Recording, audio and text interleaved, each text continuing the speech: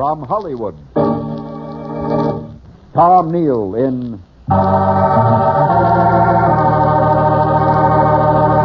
The Unexpected. The Unexpected.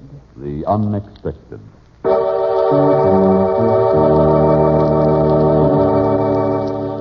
Life is filled with the unexpected.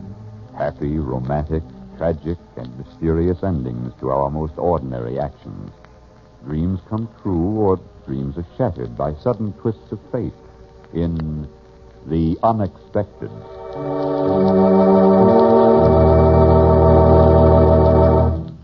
Who knows what drama may happen tomorrow, or an hour from now, or in just a moment? Who knows what destiny has in store for the lady down the street, the fellow at the next desk, or you, yourself? Who knows? Listen for just a moment for The Unexpected.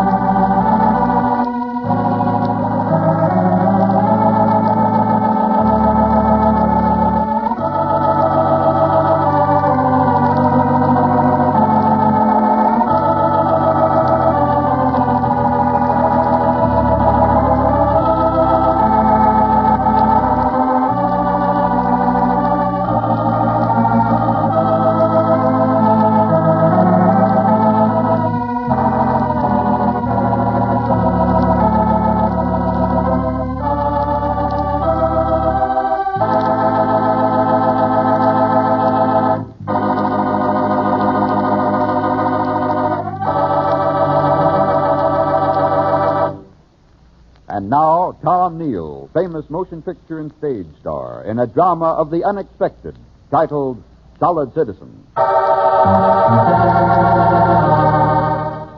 was smiling as I walked down Grove Street, saying to myself, well, Larry Price, you're a solid citizen at last, with a good job, and a wonderful girl who's going to marry you and a future. Yeah, a future instead of a past. Because that's all over now. All over and forgotten. Then I stopped walking for a moment and felt cold. It was 90 in the shade, but I felt cold. Hello, Mr. Price. What? Oh, hello. Mind if I walk along with you? Free country. Yeah, that's what they say in books. But it ain't always free. Not for some guys, if you know what I mean. No, I don't. Don't you? Who are you, anyway? Steve. You remember me, Mr. Price? Steve. I don't believe so. Funny, I remember you so well. Where? I think it was a cell across from mine. Yeah, you had the cell across from mine. What is it you want? Nothing. What do you want, Mr. Price? I don't get you. Well, there's a lot of things you might want. Maybe you want to keep that job you've got down at the filling station. I hear Mr. Arnold is figuring on expanding, setting up another station for you to manage. Maybe you'd want to do that. And then there's that pretty little blonde number. What's her name, Helen? Keep her out of this. But you might want to marry Helen. I've heard it's on the schedule. You know, there's a lot of things I figured out that you might want to do. All right. So I served time. I served it out, every second of it. Its day's done, marked off the calendar. Well, I thought you might want to keep them that way. I thought it might be worth about $500 to you to have me leave town tomorrow morning without dropping in to see Miss Helen Page or any of your other new friends. Why, you cheap little... I wouldn't pay $500, Mr. Price. I'm staying at the River Arms, 4th floor. I'll be up late. But until you get there... So long, 11-17-43. Wasn't that your number? 11-17-43? He slouched away from me down the street. Just a little guy with a smirk on his cracked lip and a big secret in his head. My secret. But it wasn't mine any longer. I suppose I could have remembered him if I tried. I could remember every ugly detail about those 2 years in prison. If I tried. And now I had to remember. There'd be no more forgetting.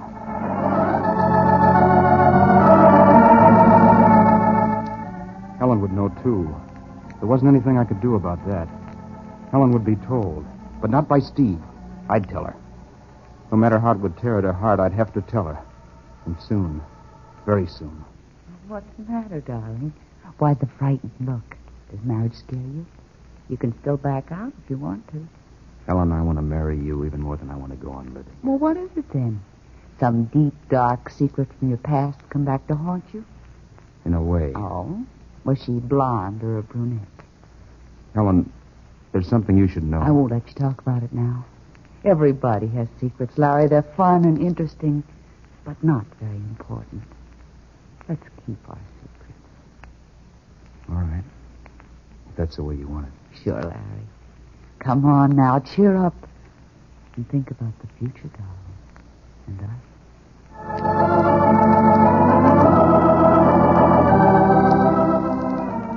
I was thinking about the future.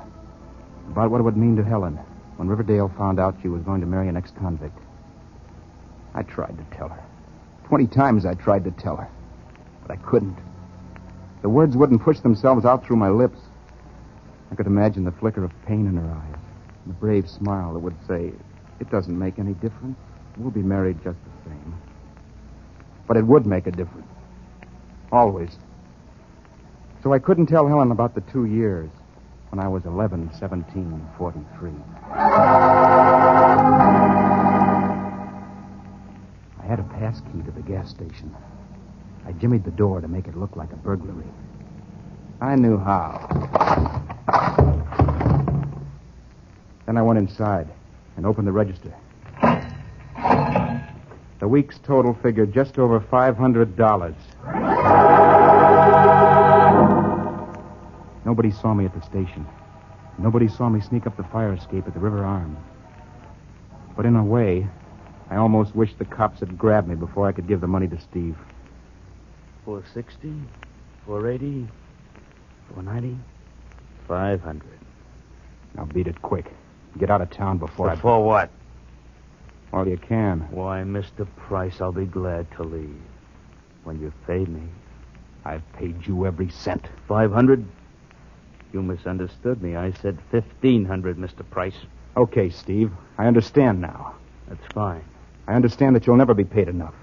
That's what I wanted to know. Oh? In that case, I'll drop in on Miss Page. I don't think you will, Steve.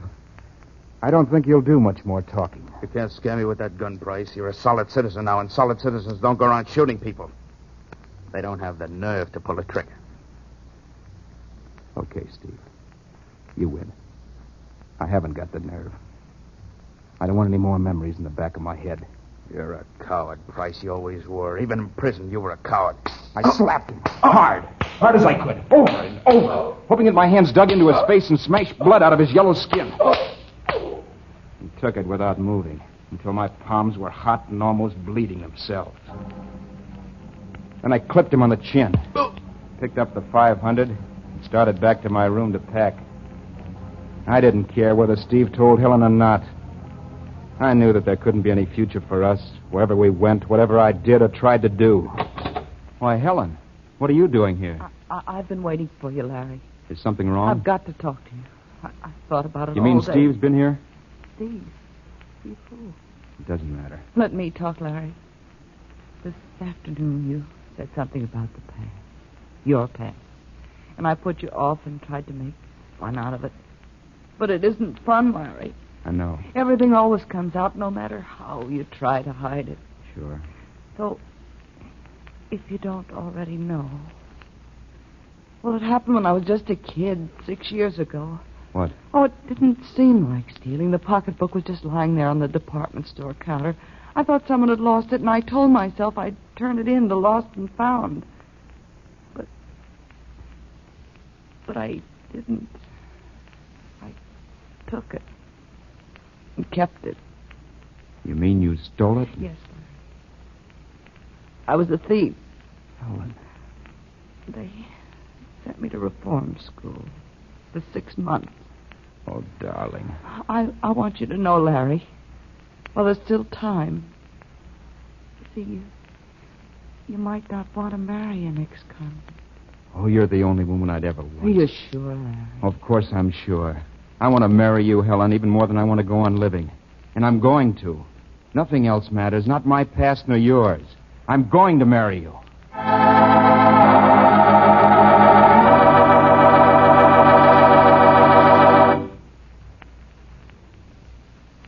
You think the story is over, don't you?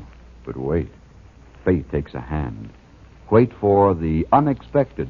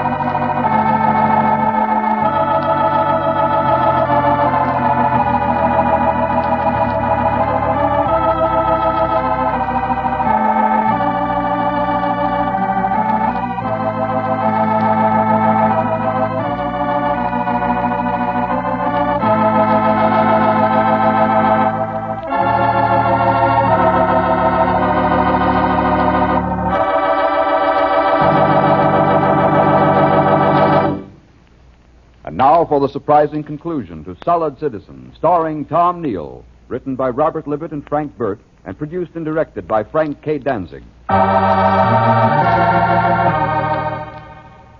Helen and I took the money back to the filling station. Mr. Arnold was there, and I told him the whole story. He just smiled and said the new station would be ready for me to manage when we came back from our honeymoon. Some people are pretty wonderful. And Helen, well, she's the most wonderful of all. After we were married, we never talked about that night. Never. Except once. It was on our first anniversary, just a year later. Larry, Yes, darling? what are you thinking about? Oh, nothing really. Just the past. Our past. It doesn't bother me anymore. It seems kind of unreal and long ago. I remember, too, Larry.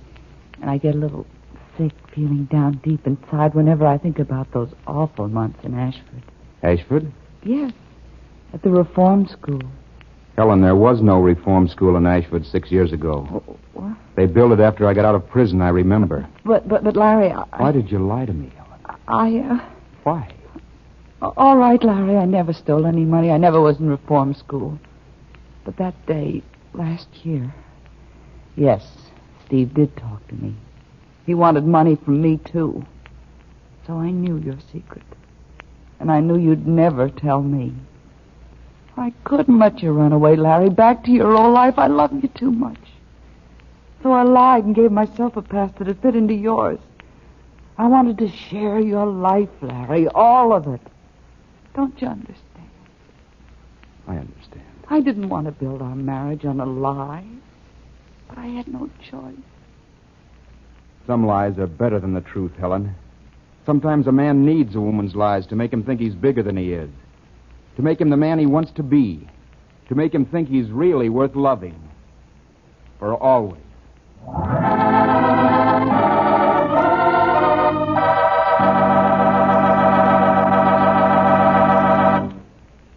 Solid Citizen, starring Tom Neal, was transcribed in Hollywood.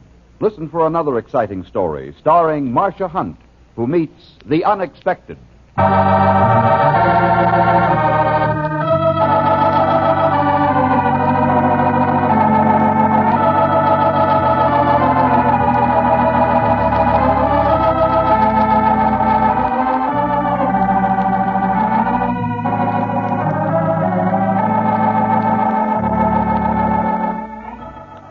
This is a Hamilton Whitney radio production, produced under the supervision of Alvin C. Gershenson.